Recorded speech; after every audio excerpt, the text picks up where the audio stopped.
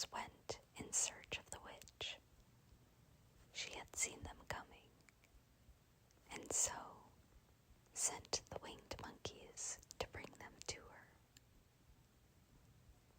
It was much harder to find their way back through the big fields of buttercups and yellow daisies than it was being carried. They knew, of course, they must go straight east toward the rising sun, and they started off in the right way. But at noon, when the sun was over their heads, they did not know which was east and which was west. And that was the reason they were lost in the great fields. They kept on walking, however, and at night the moon came out and shone brightly. So they lay down among the sweet-smelling yellow flowers and slept soundly until morning.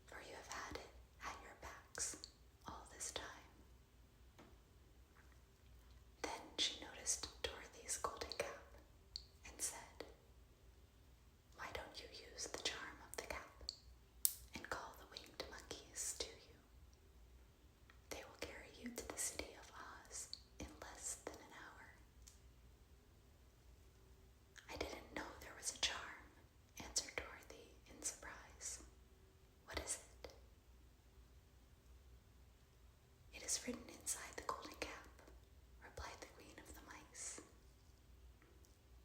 "But if you are going to call the winged monkeys, we must run away, for they are full of mischief and think it great fun to plague us."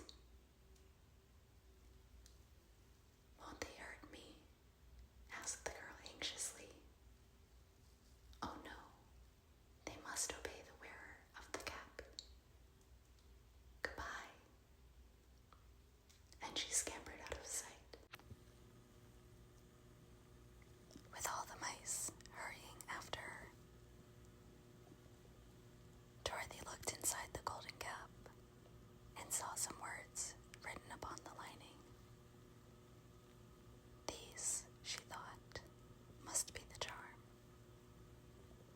So she read the directions carefully and put the cap upon her head. "Epi, pepi, kaki," she said, standing on her left foot. "What did you say?" asked the Scarecrow, who did not know what she was doing.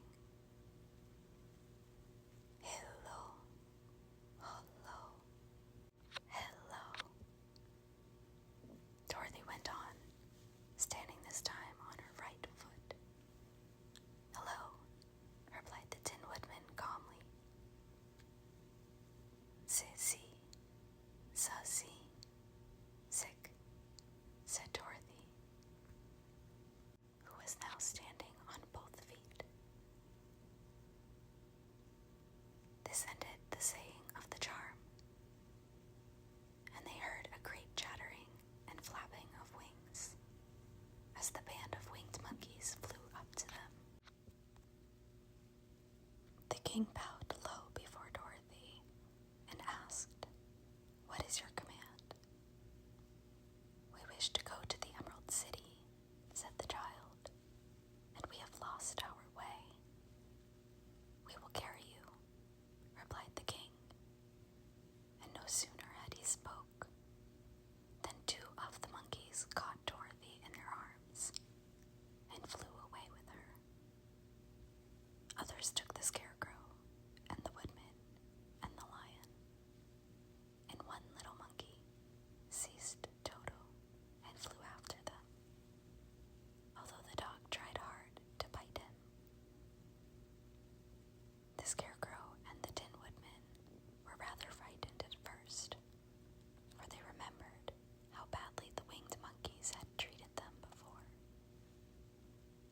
But they saw that no harm was intended, so they rode through the air quite cheerfully and had a fine time looking at the pretty gardens and woods far below them.